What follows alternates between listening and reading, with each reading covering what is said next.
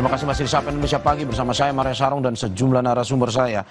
Perwakilan pemohon dari mahasiswa Universitas Indonesia Muhammad Alif Ramadan yang tadi melalui sambungan Zoom dan sekarang sudah ada di studio. Terima kasih Mas Alif.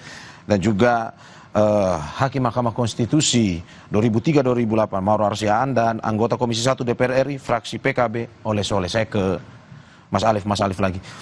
Mas Alif, bagaimana melihat bahwa kemarin masyarakat, teman-teman mahasiswa melakukan aksi demo terkait dengan saat pengesahan Undang-Undang TNI ini. Tetapi di dalam perwakilan rakyat sendiri tidak ada yang menolak satupun dan akhirnya pengesahan dilakukan. Biasanya kan ada drama kalau merasa bahwa ada yang cacat formil dan segala macam. Tapi kemarin semua satu suara sepakat sah Undang-Undang TNI. Tanggapan Anda seperti apa? Makanya ini yang sebenarnya Mas menjadi kejanggalan bagi publik seharusnya. Karena kalau berbicara tentang bagaimana masyarakat mahasiswa dan juga masyarakat sipil turun ke lapangan atau turun ke DPR dalam hal ini, kita pernah melakukannya dalam waktu dekat, dalam waktu akhir-akhir ini setidaknya itu yang paling besar 22 Agustus lalu. Kalau Mas masih ingat dengan peringatan darurat kan. Dan di situ clear saya rasa rakyat bisa melihat hasilnya. Jadi bagaimana ada proses bagaimana rakyat berkumpul mendesak hingga akhirnya suatu kebijakan yang ingin disahkan hari itu tidak jadi karena rakyatnya marah. Nah, namun ini sangat berbeda sekali, Mas, yang kami perhatikan pada hari Kamis kemarin ketika disahkan, rakyat sudah berkonsolidasi bahasanya, sudah ada bahasa rakyat akan turun, rakyat marah, rakyat menuntut. Namun tiba-tiba dilaksanakan sidang paripurna itu pagi sekali. Rakyat sudah berkumpul, bahkan saya kalau Mas baca berita, rakyat ada yang sampai menginap untuk mengawal bagaimana marahnya mereka gitu. Namun sekonyong-konyong di sidang paripurna dikatakan bahwa apakah ada penolakan atau setuju semua? Ya setuju semua gitu. Jadi ini dalam pandangan logis saja sudah janggal sekali. Di mana rakyat, di mana stance perwakilan rakyat? Oke. Akhirnya ini dibawa ke Mahkamah Konstitusi. Dengan tadi seperti Anda bilang, poinnya adalah terkait dengan keterbukaan. Apa bukti yang menguatkan Anda nantinya di Mahkamah Konstitusi terkait dengan ini untuk memperlihatkan bahwa memang tidak ada keterbukaan informasi terkait dengan akses draft RUU TNI ini? Iya benar. Maka kalau saya tanya ke Mas, apakah Mas bisa sebagai warga negara, Mas sekarang bisa mengakses draftnya atau tidak? Oke, kemarin memang dari pemberitaan yang dilakukan oleh Kompas sendiri memang masih ada terkaitan dengan kesulitan mengakses draft itu. Kalau dari teman-teman mahasiswa? Sama, kami sama seperti Mas, sama seperti masyarakat lainnya juga, kita semua kesulitan mengaksesnya. Maka lagi-lagi bagaimana mungkin atas dasar apa kalau dibicarakan secara logis, atas dasar apa Bapak Ibu di perwakilan rakyat bisa mengatakan bahwa mereka menyepakati suatu hal yang ini sudah disetujui oleh rakyat, kan gitu sebenarnya Mas. Hanya saja Bapak dan Ibu berada di ruang sidang, kita di luar sidang, gitu kan. Sementara rakyat saja tidak diberikan akses untuk terhadap draft tersebut, gitu. Apa yang bisa disepakati kalau draftnya tidak ada? Satu hal juga Mas yang harus saya tambahkan, ketika beredar informasi draft ini problematik, banyak kritik atau pandangan dari masyarakat, saya rasa itu adalah suatu aspirasi dari masyarakat. Namun yang cukup kecewa dari saya dan teman-teman adalah ketika dikatakan ini banyak kritikan atau masukan atau input dari masyarakat terhadap draft ini, namun dari Bapak Ibu dari DPR mengatakan draft ini belum fix, akan diganti dan di-keep dulu draftnya. Jadi bagaimana ini? Apakah DPR... Ada kegamangan ya di situ ya? Oke, sip. Oke, saya ke Bang Soleh. Bang Soleh, bagaimana melihat bahwa tadi seperti yang dikatakan oleh Pak Marwar, ini jika MK konsisten dengan keputusannya waktu Undang-Undang Cipta Kerja kemarin terkait juga sama keterbukaan draft, ini kemungkinan bisa dikabulkan gugatan dari teman-teman di mahasiswa UI ini. Dari DPR sendiri melihatnya seperti apa?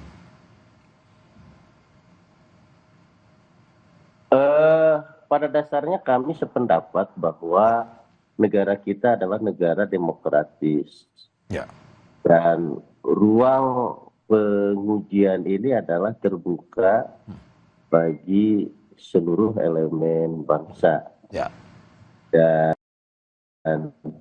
MK punya kewajiban dalam hal ini bagaimana pengujian ini betul-betul komprehensif memiliki dasar-dasar yang konstitusional tentunya, dasar-dasar konstitusional.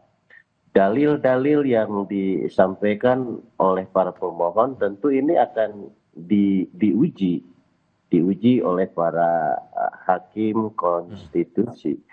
Cuma hanya saja barangkali ya kita berharap bahwa mahkamah juga objektif melihat terhadap undang-undang TNI ini ya. Nah, tidak ada lagi di mahkamah intervensi daripada siapapun, tekanan daripada siapapun, ya betul-betul objektif dalam rangka bagaimana menimbang dan memperhatikan daripada dalil-dalil yang disampaikan oleh pemohon. Secara prinsip DPR memandang bahwa ini adalah hak konstitusi elemen bangsa gitu, seluruh rakyat Indonesia, bahwa tempat sebagai sebagai protes, sebagai kekecewaan, tempat untuk menguji apakah sebuah undang-undang atau satu pasal atau beberapa pasal yang kira-kira merasa dirugikan atau ada yang tidak terlindungi misalkan dari undang-undang ini, ya MK rumahnya untuk memperbaharui gitu. Karena pada dasarnya putusan MK bisa jadi membatalkan undang-undang secara keseluruhan, bisa jadi juga membatalkan menerima sebagian gitu. Sementara sebagian yang lainnya masih tetap berlaku. Nah, seperti itu. Nah, kalau misalkan akan terhadap keseluruhan ya. Oke, Pak Soleh. Itu undang-undang itu sendiri.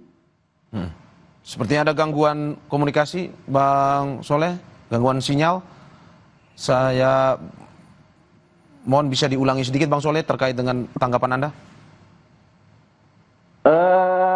Ya, ini sudah jelas. Pada prinsipnya kami memandang bahwasanya hak konstitusi daripada seluruh rakyat, hak konstitusi seluruh elemen bangsa ini terbuka lebar.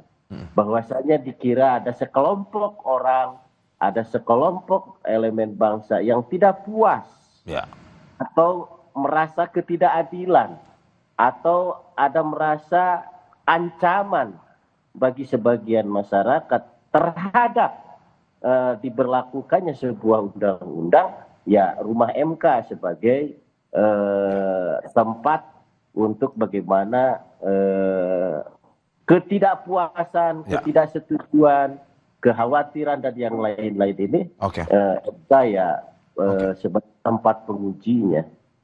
Oke. Saya ke Pak Marwar. Pak Mawarar, bagaimana melihat ada banyak petitum yang dilayangkan oleh teman-teman mahasiswa ini? Apakah mungkin saja terkait dengan keterbukaan, akses, pun juga petitum lain punya kesempatan yang sama untuk bisa dikabulkan oleh Mahkamah Konstitusi? Ya, kalau dia dalam bentuk uji formil seperti ini, meskipun dengan banyak dalil, misalnya antara lain keterbukaan itu atau aksesibilitas itu yang merupakan salah satu kunci juga, dan juga barangkali banyak hal-hal lain yang menyangkut proses, mekanisme dan lain-lain sebagainya. Muara daripada uji formil itu kalau dia dianggap terbukti, maka seluruh undang-undang itu dinyatakan batal, ya kan? Tidak ada bagian tertentu. Saya kurang tahu bagaimana bentuknya petitum daripada permohonan pengujian ini, tetapi mungkin yang dimaksud tadi dalil-dalil itu banyak, tetapi intinya muara daripada suatu permohonan uji material adalah bahwa dinyatakan undang-undang itu bertentangan dengan Undang-Undang Dasar 1945 dan dinyatakan batal atau tidak mempunyai kekuatan hukum mengikat. Jadi secara menyeluruh, kalau dia misalnya menyangkut pasal-pasal tertentu, itu tentu sudah menyangkut uji material. Jadi saya melihat ini dari sisi uji formil, dilihat juga dari tenggang atau bukan masa pengajuan undang-undang ini dalam pengujian, ketika juga belum kita capai satu kesimpulan apakah itu akan ditandatangani presiden dalam jangka 30 hari dan tidak juga ditandatangani 30 hari dia sudah berlaku sah menurut undang-undang tentang pembentukan peraturan perundang-undangan, sehingga oleh karena itu di dalam kerangka mengejar tenggat waktu yang ditentukan bagi satu pengujian formal, kita melihat bahwa pengujian undang-undang ini diajukan oleh para mahasiswa ketika belum ada tanda tangan atau ketika belum lampau 30 hari sejak persetujuan bersama di DPR. Saya kira demikian pendapat saya. Pak Marwarar, bagaimana jika nantinya dikabulkan oleh MK? Apa proses selanjutnya? Dalam arti, apakah memang nanti akan ada revisi kembali atau bagaimana sebenarnya? Ya, kalau suatu uji formil diterima, tentu undang-undang itu dari awal dianggap tidak ada, dia harus mulai dari prosedur yang awal. Apakah itu mulai dari penyebarluasan draft itu, apakah dia mulai masuk kalau prolegnas itu misalnya ketentuan mengenai pemuatan dalam prolegnas tidak terjadi, itu harus ditentukan dulu, tergantung pada situasinya. Saya belum menangkap seluruh data-data tentang ini, tetapi intinya bahwa kalau dia sudah dinyatakan batal, tentu dimulai lagi satu proses yang semula di mana ada kelemahan yang disetujui oleh MK diajukan oleh mahasiswa, tentu akan merupakan titik tolak yang penting untuk memperbaiki keadaan itu. Kalau misalnya partisipasi publik yang tidak ada, dari awal draft itu sukar diperoleh, kita harus mulai dari sana tentunya. Sehingga dimulai lagi proses itu, seperti proses pembentukan perundang-undangan yang baru. Oke, Pak Marwarar, berarti dengan kata lain sederhananya, kalau dikabulkan oleh MK, pengesahan kemarin itu dinyatakan tidak sah dong, tidak batal. Ya kan sudah demikian adanya, karena pengujian formil itu adalah mengatakan undang-undang itu batal dan tidak sah, begitu. Oke, saya ke Mas Alif. Mas Alif, persiapan apa yang dilakukan oleh teman-teman Universitas Indonesia yang melakukan permohonan ke Mahkamah Konstitusi? Ya, tentu banyaknya hal yang kami persiapkan. Sedikit bercerita, Mas, bahwa ini kan diketok hari Kamis begitu ya. Sementara permohonan dari kami masuk di hari Jumat. Jumat sehari setelah. Ya, artinya mungkin hanya 1 kali 24 jam setelah disahkan sudah diajukan ke Mahkamah Konstitusi. Persiapan dari kami tentunya adalah masih mengumpulkan fakta, ya. Tapi tentunya kata ini uji formil, ya. Petitumnya adalah bagaimana seluruh prosedural ini kan hasil yang undang-undang itu ya menjadi tidak berlaku karena tidak sesuai prosedur. Hal-hal yang dipersiapkan tentunya adalah informasi-informasi, terutama terkait hal-hal yang pasti ada sanggahan. Ini sudah ada partisipasi publik, sudah ada keterlibatan masyarakat sipil gitu ya. Sampai mana, sejauh apa gitu. Karena itu tentu suatu hal yang kalau dibahasakan lagi-lagi, Mas, bagaimana ini DPR menyatakan sudah ada keterlibatan masyarakat. Sementara masyarakatnya di luar ketika hari sidang pengesahan. Jadi ya kalau singkat kata apa yang sudah dipersiapkan, kami mempersiapkan pertama kajian secara teoritis pastinya, keilmuan, bagaimana prosedur pembentukan perundang-undangan yang benar, dan juga sebenarnya ini saya ingin mengutip atau membacakan sedikit pasal 23 ayat 2 dari Undang-Undang P3, Undang-Undang 12 tahun 2011. Jadi saya bacakan ayat 2, dalam keadaan tertentu DPR atau Presiden dapat mengajukan rancangan undang-undang di luar prolegnas, mencakup A. Untuk mengatasi keadaan luar biasa, keadaan konflik atau bencana alam. Yang B. Keadaan tertentu lainnya yang memastikan adanya urgensi nasional atas suatu rancangan undang-undang. Jadi ada poin keadaan luar biasa, keadaan konflik atau bencana alam. Maka inilah fakta yang coba kami telusuri, Mas, karena seperti yang Pak Soleh sampaikan tadi, boleh memang di luar prolegnas itu ada pengajuan suatu draft undang-undang, bahkan dengan mekanisme carryover itu dikenal, namun harus didefine juga kepada masyarakat, apa nih, bencana alam kah, keadaan luar biasa, atau keadaan konflik apa yang sedang menempa, ya, yang sedang menimpa, sehingga pemerintah memutuskan undang-undang TNI adalah solusinya dari keadaan tersebut. Oke, saya singkat saja Pak Marwarar, terkait dengan apa mungkin usul Anda kepada teman-teman mahasiswa ini, dalam arti bahwa persiapan yang dia lakukan untuk pengajuan permohonan ke MK ini? Ya, saya kira kalau dari sudut uji formil tentu seluruh formalitas yang mungkin didalilkan itu harus dibuktikan oleh pemohon, yaitu dalam hal ini para mahasiswa.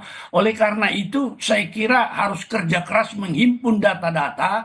Kalau misalnya kita mengatakan dia tidak masuk dalam prolegnas, tentu saja Anda harus membuktikan apa daftar prolegnas yang sudah disetujui di masa lalu itu. Dan kemudian kalau dia dari sudut partisipasi publik bisa mengukur seberapa jauhkah partisipasi publik untuk dikatakan sah di dalam satu negara demokrasi, bahwa rakyat sebenarnya yang paling menentukan, dia pemegang kedaulatan tertinggi. Dalam hal kita memberikan kuasa kepada wakil rakyat itu, pada titik akhir sebenarnya kendali ada pada rakyat itu sendiri ketika dia diperkenankan untuk maju sendiri di Mahkamah Konstitusi menguji karya daripada para wakil itu. Jadi tidak seluruh kewenangan rakyat berdaulat itu diserahkan kepada wakil. Barangkali ini juga harus dipersiapkan oleh para mahasiswa. Seberapa jauh bukti-bukti yang dihimpun ini, data-data ini bisa mendukung uji formil ini dari sudut partisipasi publik, dari sudut tadi adanya aturan-aturan pembentukan peraturan perundang-undangan yang tidak dipenuhi misalnya dalam prolegnas dan dalam keadaan-keadaan yang lain. Saya kira inilah data, ini kita perang data ini kalau sudah di Mahkamah Konstitusi. Ya, oke. Saya terakhir ke Bang Soleh. Bang Soleh, bagaimana melihat bahwa walaupun sudah disahkan, pro kontra masih terjadi, selain aksi demo pun juga aksi melalui gugatan hukum ke Mahkamah Konstitusi. Pak, bagaimana jika misalkan akhirnya dikabulkan, siap nggak DPR pada akhirnya membahas lagi revisi Undang-Undang TNI, terus juga tetap sesuai dengan aturan mengajak partisipasi publik untuk bisa menyusun revisi Undang-Undang TNI ini untuk ke depan kita harapkan TNI lebih profesional lagi dengan undang-undang yang direvisi ini. Dari Komisi 1 sendiri seperti apa? Saya akan mengomentari lagi soal bagaimana DPR ini boleh mengajukan lagi sebuah bahasan undang-undang di luar prolegnas yang sudah disepakati di dalam paripurna. Tadi adik kita mahasiswa menyampaikan bahwa alasan-alasan darurat dan yang lain-lain. Nah, saya pastikan di sini bahwasanya semua elemen bangsa sedang mengawasi, sedang melihat, mengawasi terkait pelaksanaan Undang-Undang 34 tahun 2004, di mana bahwasanya salah satunya misalkan ada kepala bulog dari TNI. Ini kan masyarakat terus-terusan memprotes gitu ya, memprotes, tidak setuju, memperingatkan dan yang lain-lain.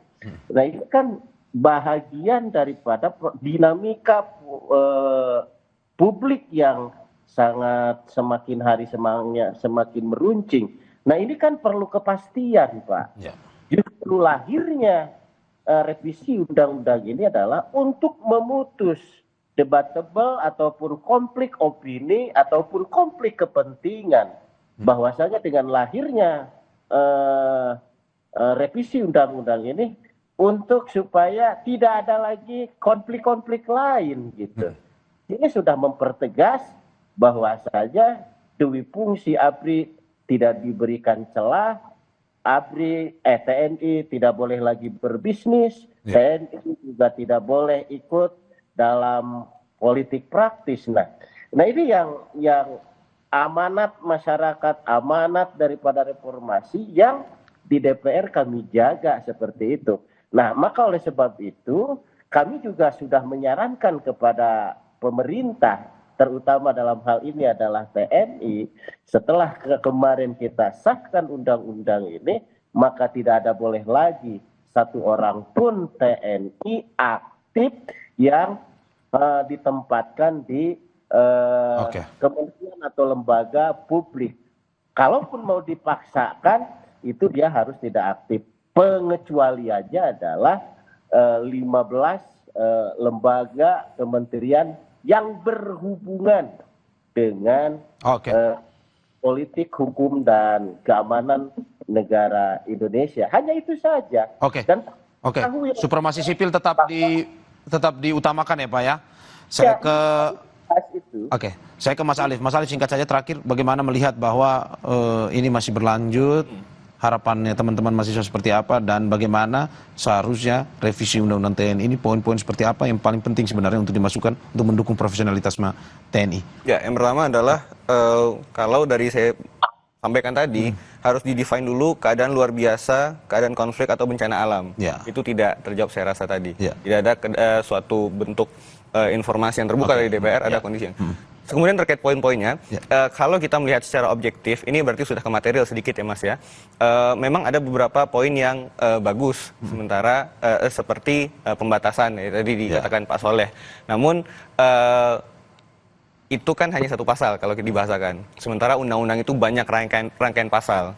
Ya, dan ini menjadi kekhawatiran bagi masyarakat, apakah kalau dibahasanya sekarang istilahnya adalah pasal gula-gula. Ini pasal yang baik ini, ya, pro kepada masyarakat, tapi di pasal lainnya membunuh masyarakat. Kalau di draft yang beredar saya sampaikan saja pasal 8 ayat 2 kalau tidak salah. Awalnya TNI menjaga wilayah pertahanan di perbatasan. Tapi di draft yang beredar, ya saya nggak tahu ya Bapak Ibu di DPR draftnya yang mana, ya.